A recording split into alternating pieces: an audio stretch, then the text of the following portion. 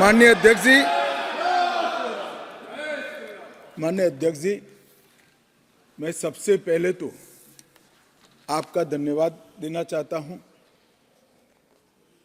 कि आज़ादी के बाद जो कुछ राष्ट्र के जीवन में महत्वपूर्ण प्रस्ताव आए हैं, उसमें से एक प्रस्ताव श्री राम जन्मभूमि पर मंदिर के निर्माण का, उसमें मुझे मेरे विचार रखने के लिए आपने मौका दिया, इसलिए हृदय से मैं आपका धन्यवाद करना चाहता हूं। मान्यवर, मैं देश की 140 करोड़ की जनता की ओर से भी आसन का, स्पीकर साहब का धन्यवाद करना चाहता हूं, क्योंकि ये जो सदन है वो नियम से तो चलता ही है। हर चर्चा नियमों से बंधी हुई होती है, संविधान से बंधी हुई होती है, परंतु एक मायनों में ये सदन जन चेतना का, जनता की आकांक्षाओं का और जनता की इच्छाओं की प्रवक्ता बनने का भी सदन का दायित्व है, और आज ये हो रहा है। 140 करोड़ के देश में और दुनिया भर में बैठे हुए राम भक्त जो 22 जनवरी के बाद एक अद्भुत आध्यात्मिक चेतना का अनुभव कर रहे हैं, इसको वाचा देने के लिए आपने समय दिया, इसलिए देश आपका हमेशा के लिए आभारी रहेगा। मान्यवर, मैंने आज किसी का जवाब नहीं देना है। आज मैं मेरे मन की बात और देश की जनता की आवाज को इस सदन के सामने रखना चाहता हूं, जो सालों से कोर्ट के कागजों में दबी हुई थी।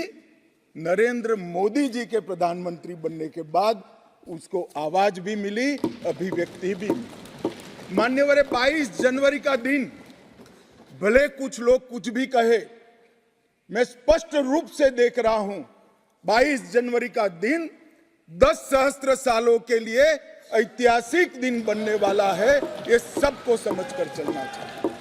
मान्यवर, जो इतिहास को पहचानते नहीं, ऐतिहासिक पलों को पहचानते नहीं, वो अपने अस्तित्व को, अपने वजूद को कहीं ना कहीं खो देते हैं।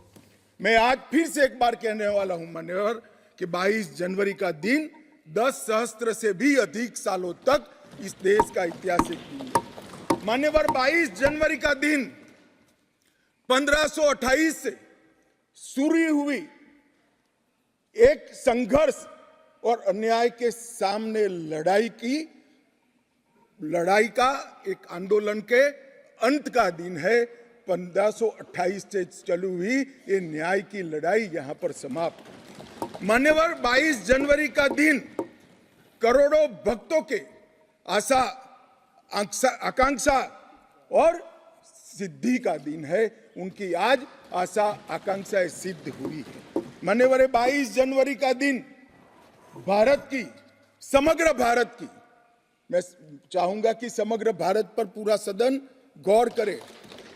22 जनवरी का दिन समग्र भारत की आध्यात्मिक चेतना के पुनः जागरण का दिन आज इतिहास में बन चुका है। मान्यवर, 22 जनवरी का दिन महान भारत की यात्रा की शुरुआत का दिन है। 22 जनवरी के दिन मां भारती को विश्व गुरु के मार्ग पर ले जाने को प्रशस्त करने वाला दिन मान्यवर बनने वाला है। मान्यवर, ये देश की कल्पना राम और रामचरित्र के बगैर कर ही नहीं सकती। जो इस देश को पहचानना चाहते हैं, जानना चाहते हैं, जीना चाहते हैं, राम और रामचरित मानस के बगैर वो जी ही नहीं सकते। राम का चरित्र और राम ये देश के जनमानस का प्राण है। ये सबको समझना चाहिए, सबको स्वीकारना चाहिए। और इसीलिए मान्यवर, हमारे संविधान की पहली प्रत से लेकर महात्मा गांधी के आदर्श राज्य की कल्पना को राम राज का नाम दिया गया। संविधान में भी राम दरबार को स्थान दिया गया। मान्यवर, जो लोग राम के अलावे भारत की कल्पना करते हैं, वो भारत को नहीं जानते, वो हमारे गुलामी के काल का प्रतिनिधित्व करते हैं। मान्यवर, राम व्यक्ति नहीं है, राम प्रतीक है। करोड़ों लोगों का आदर्श जीवन कैसे जीना चाहिए, इसीलिए उनको मर्यादा पुरुषोत्तम किया गया। राम का राज्य किसी एक धर्म, एक संप्रदाय के विशेष के लिए नहीं है। राम का राज्य, आदर्श राज्य कैसा होना चाहिए, इसका प्रतीक न केवल भारत, समग्र दुनिया के देशों के लिए बना हुआ है मान्यवर। और इसलिए मैं मानता हूं कि राम और राम के चरित्र को फिर से प्रस्तावित करने का काम 22 जनवरी को हुआ है, मोदी जी के हाथ से हुआ है।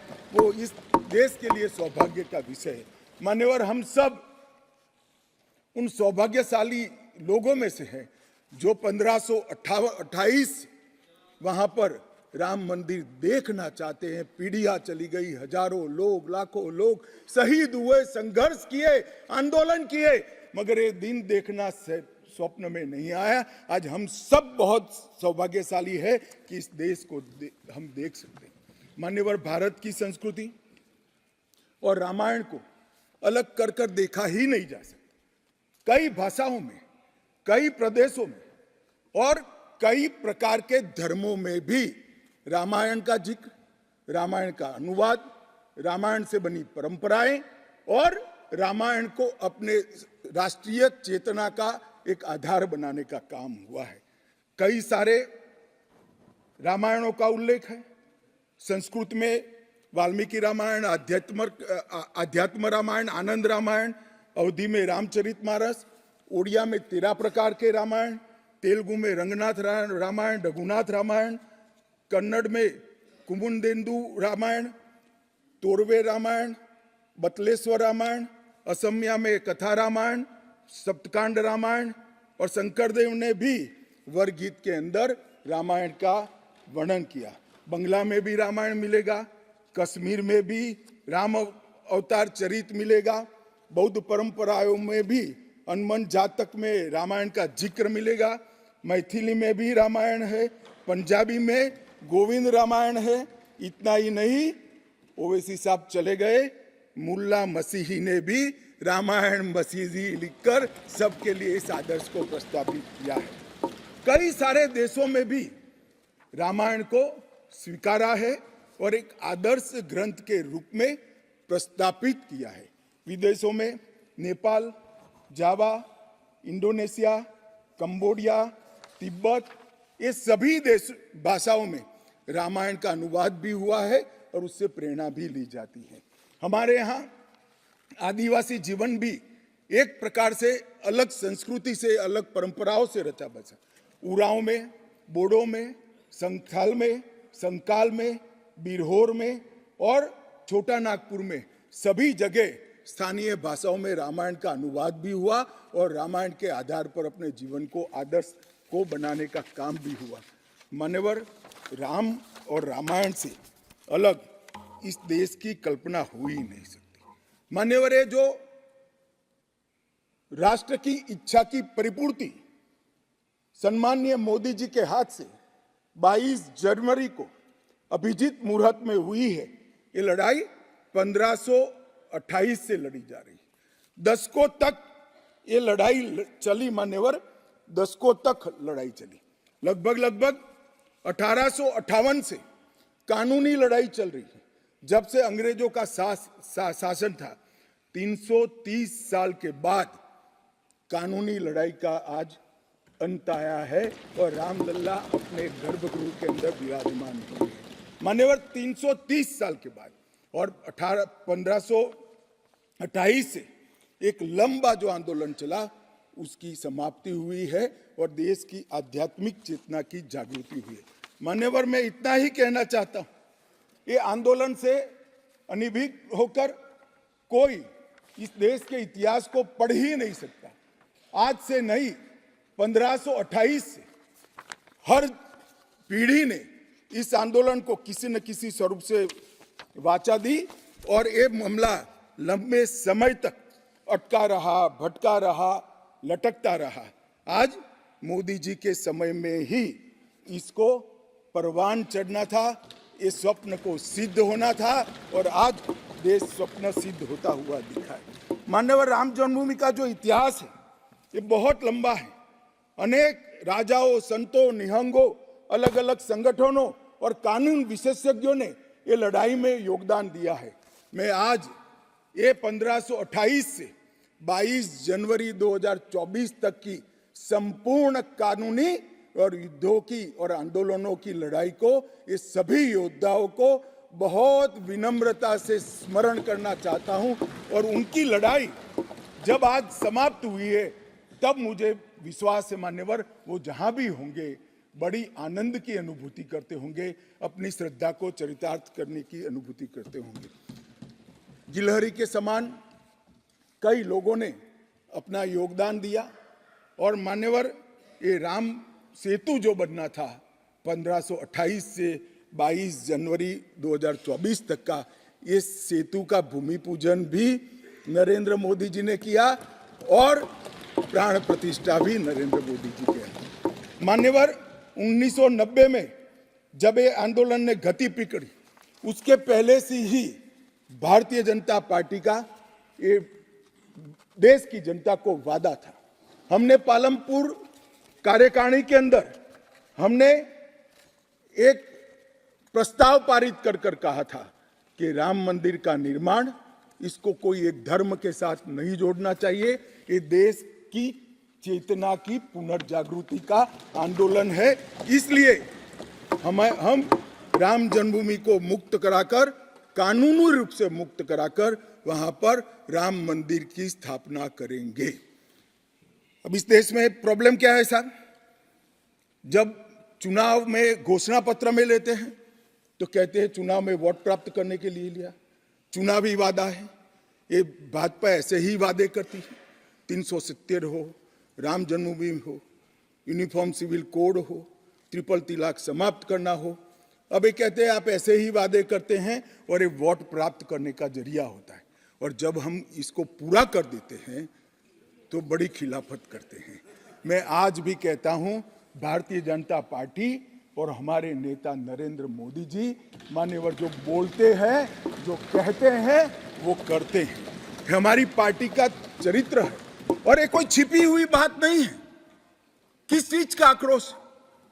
हम 1986 से कह रहे हैं कि हमारा भव्य राम मंदिर बनना चाहिए, संवैधानिक तरीके से।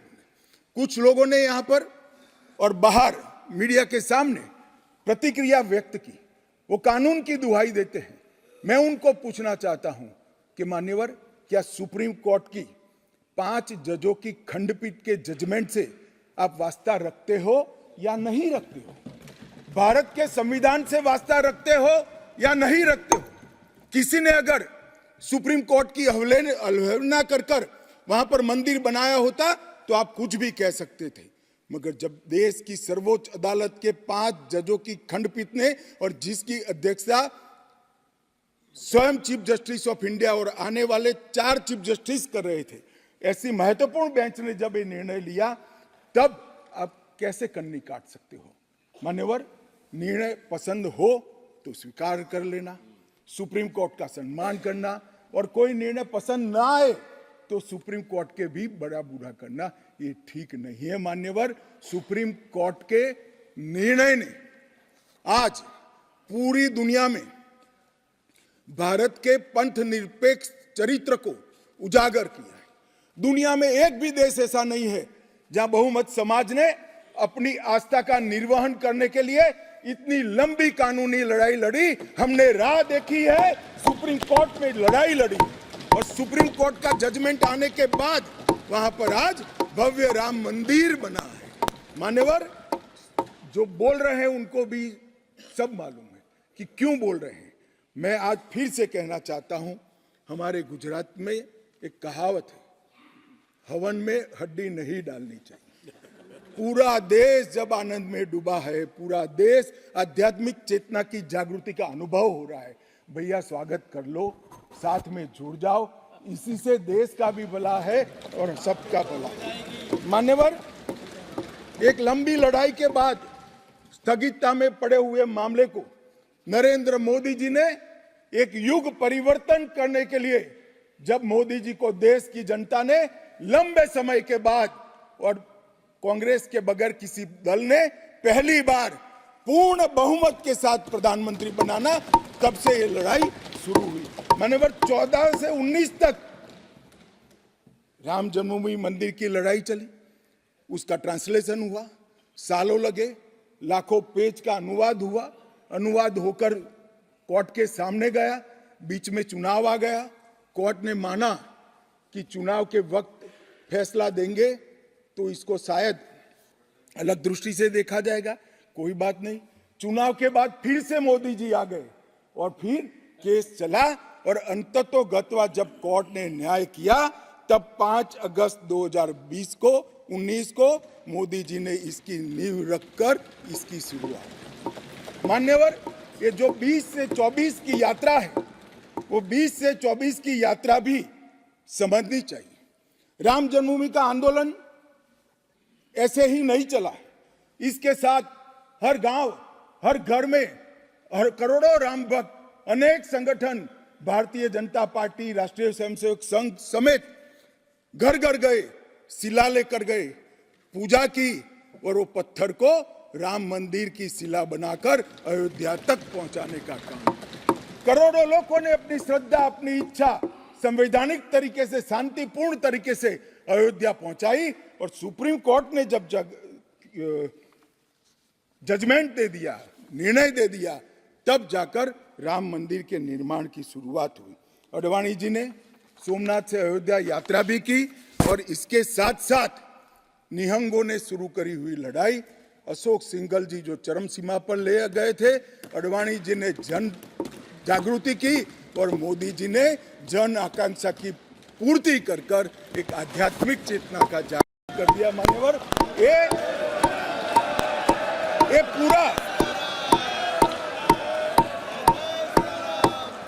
ये पूरा आंदोलन मान्यवर जब भी दुनिया का इतिहास लिखा जाएगा एक डेमोक्रेटिक वैल्यू के रूप में देखा जाएगा कि कोई एक देश अपने बहुमती समाज की धार्मिक विश्वास की पूर्ति के लिए इतने समय धैर्य रखकर सुप्रीम कोर्ट में गुहार लगाता रहे और सुप्रीम कोर्ट के जजमेंट आने के बाद सौहार्दपूर्ण वातावरण में इसकी पूर्ति हो। मान्यवर, ये बहुत बड़ी बात है और मैं मानता हूं मान्यवर कि ये मोदी जी के नेतृत्व के बगैर संभव नहीं था।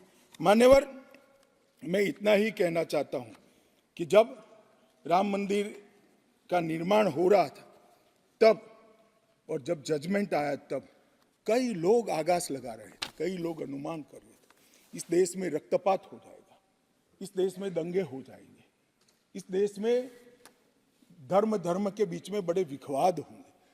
मगर मैं आज इस सदन को कहना चाहता हूं, ये भारतीय जनता पार्टी की सरकार है, नरेंद्र मोदी इस देश के प्रधानमंत्री हैं। कोर्ट के जजमेंट को भी जय पराजय की जगह सबकी मान्य न्यायालय के आदेश में परिवर्तित करने का काम मोदी जी के दूरदर्शी विचार ने। और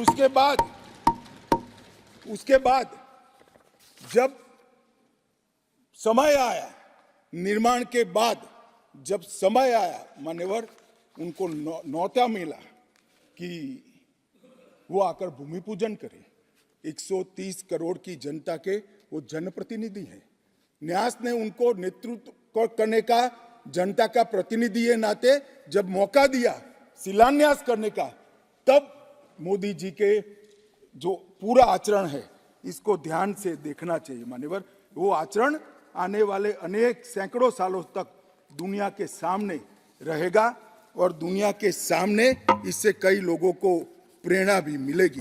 मान्यवर, हम सब ने आचार्य गोविंद देव गिरि जी ने जो वक्तव्य दिया वो सुना है। मोदी जी को जब मौका मिला तब उन्होंने रामानंदी समाज के, संप्रदाय के और वैष्णव संतों से पूछा कि भाई प्राण प्रतिष्ठा करनी है, किसी संसारी ने करनी है, तो इसके यम नियम, इसके लिए किस प्रकार की उपासना करनी चाहिए, और जो संतों की ओर से सुझाएगा उससे भी अनेक गुना कठोर 11 दिन का व्रत इस देश के प्रधानमंत्री। मान्यवर, 11 दिन तक सैया पर नहीं सोना, 11 दिन तक केवल नारियल पानी के साथ उपवास करना, 11 दिन तक पूरा समय राममय, राम भक्ति में रचे बसे रहना और जीवन की उस वक्त की हर सांस को राम के साथ जोड़कर राममय बनकर प्राण प्रतिष्ठा करना। मान्यवर, ये 11 दिन में मां सबरी, गिलेरी, वानर, भालू, जटायु, ये सब के साथ जुड़े हुए देश भर में जो राम के स्थान थे, वहां जाकर राम के काज के लिए गिलहरी जैसा भी योगदान देने वालों को श्रद्धा पूर्वक प्रणाम करने का काम प्रधानमंत्री। राम मंदिर का जब भूमि पूजन का समय आया, कोई पॉलिटिकल नारे नहीं लगाए, ना मोदी जी ने इसका नेतृत्व पॉलिटिकली किया, ना हमारी पार्टी ने किया।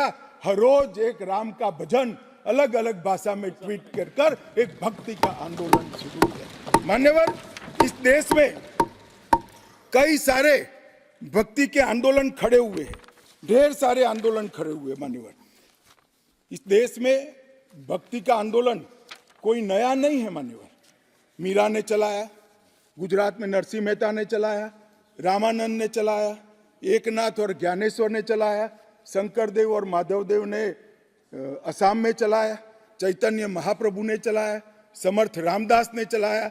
ये सब भक्ति आंदोलन ने समय समय पर देश को मजबूत करने का काम किया है, सनातन धर्म को टिकाने का काम किया है और सनातन धर्म के प्रति सबकी आस्था को बंधाने का काम। घनघोर अंधेरी रात में एक ध्रुव तारे की तरह ये भक्ति आंदोलन ने देश के जनमानस का नेतृत्व किया। भारत के ही छोर में 10 सिख गुरुओं ने अनेक प्रकार के बलिदान, एक दशम पिता ने तो अपना सर्वस्व दान कर दिया। इस प्रकार के त्याग की भी इस देश की परंपरा रही, परंतु ये समग्र भारत के हजारों साल लंबे सांस्कृतिक और राजनीतिक इतिहास में एक शासक ने, एक जनता के व्यक्ति ने, एक जनता के प्रतिनिधि ने अपने यम, नियम, तप और उपासना से भक्ति चेतना की जागृति की, तो इसका एकमात्र घटना नरेंद्र मोदी जी ने की। और मैं तो स्वयं अनुभव कर रहा हूं। मैं उस दिन बैठा था लक्ष्मी नारायण मंदिर में, दिल्ली में बिरला मंदिर में, जो जनता थी, जो लोग थे, सबकी आंखों में आंसू थे। पूरा देश राममय हो गया था और जय श्री राम के नारे लगा रहा। मान्यवर, मोदी जी ने बड़ी शालीनता के साथ विजय के, पराजय के कोई भाव के बगैर जय श्री राम के युद्ध के नारों से पूरी दुनिया जानती है। जय श्री राम की वानर सेना का युद्ध का घोष था, पूरी दुनिया जानती है। जय संघर्ष चला तब जय श्री राम चला और मंदिर बना तो जय सिया राम हो गया। संघर्ष से भक्ति की यात्रा पूरे देश को आगे ले जाने वाली यात्रा है। मान्यवर,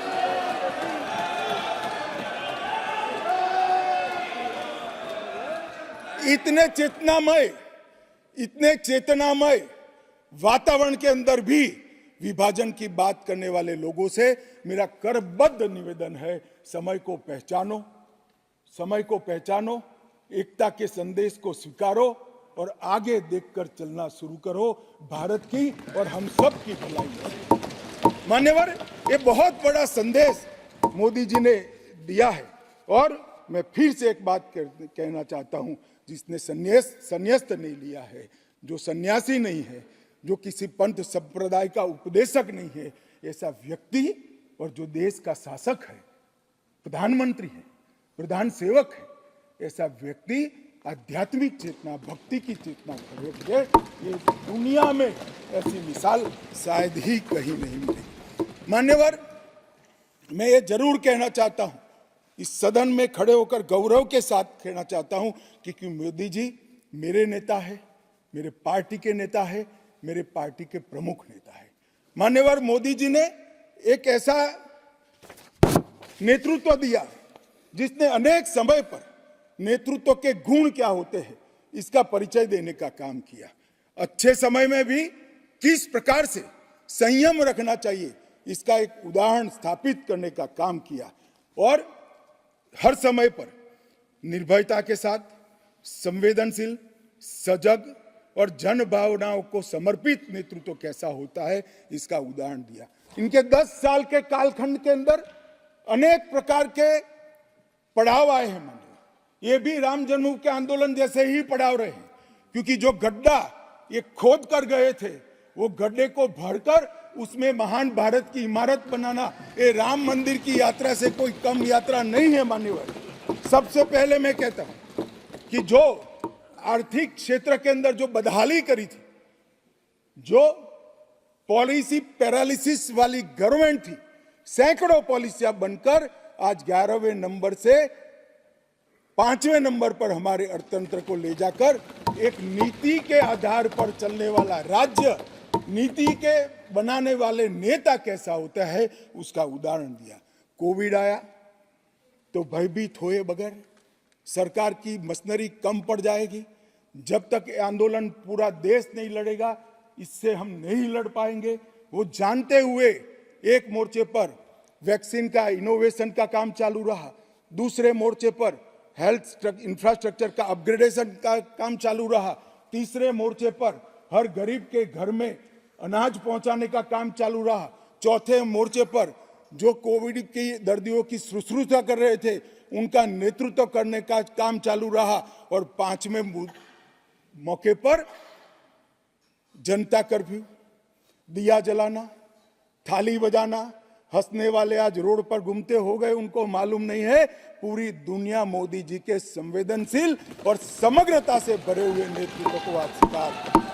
मान्यवर, यही समय में कोविड का पड़कार भी आया, यही समय में 62 की तरह चीन ने अपना मुंह दिखाना शुरू किया, दृढ़ता के साथ नेतृत्व छाती सीना तान कर खड़ा रहा, हिंदुस्तान की 1 इंच जमीन नहीं। कई बार हुआ था इसी समय में पूंछ और पुलवामा में हमला हुआ, सर्जिकल स्ट्राइक और एयर स्ट्राइक कर नेतृत्व की वीरता का भी परिचय दिया और घर में घुसकर जवाब देने का काम किया। हजारों बच्चों जब परीक्षा के वक्त आत्महत्या करते थे, ट्रेस में आते थे, मनोरोग के शिकार बनने थे, एक पिता की तरह एक प्रजावात्सल नेतृत्व का परिचय देते हुए प्रजा परीक्षा पे चर्चा की भी बात। और जब मौका राम मंदिर का आया तब एक सन्यासी की तरह, एक भक्त की तरह गौरवपूर्ण तरीके से आध्यात्म को जागरूक करते हुए आध्यात्मिक चेतना का जागरण करने का काम भी नरेंद्र मोदी जी ने किया। मैं इसलिए कहता हूं कि बहुत लंबे समय से इस देश को ऐसे नेतृत्व की जरूरत थी। 70 साल तक, 68 साल तक देश ऐसे नेतृत्व में भटकता रहा, लटकता रहा। 130 करोड़ की जनता ने मोदी जी को चुनकर एक सर्वगुण संपन्न नेता को चुनकर देश की सभी चुनौतियों को समाप्त। मान्यवर, मैं आज आपके माध्यम से ये मैं कहना चाहता हूं, ये राम मंदिर का निर्माण, वो राम मंदिर में रामलला की बाल प्रतिमा, मनोहरी दृश्य, आंख बंद कर देते तो सामने वो प्रतिमा दिखाई पड़ती। इतनी मनोहरी प्रतिमा बनाने का काम हुआ और उसकी प्राण प्रतिष्ठा भी हुई। मान्यवर, एक प्रकार से समग्र भारतीय संस्कृति को मोदी जी के माध्यम से एक अभिव्यक्ति का काम है। मान्यवर, राम का जीवन ही अपने आप में परिपूर्ण जीवन।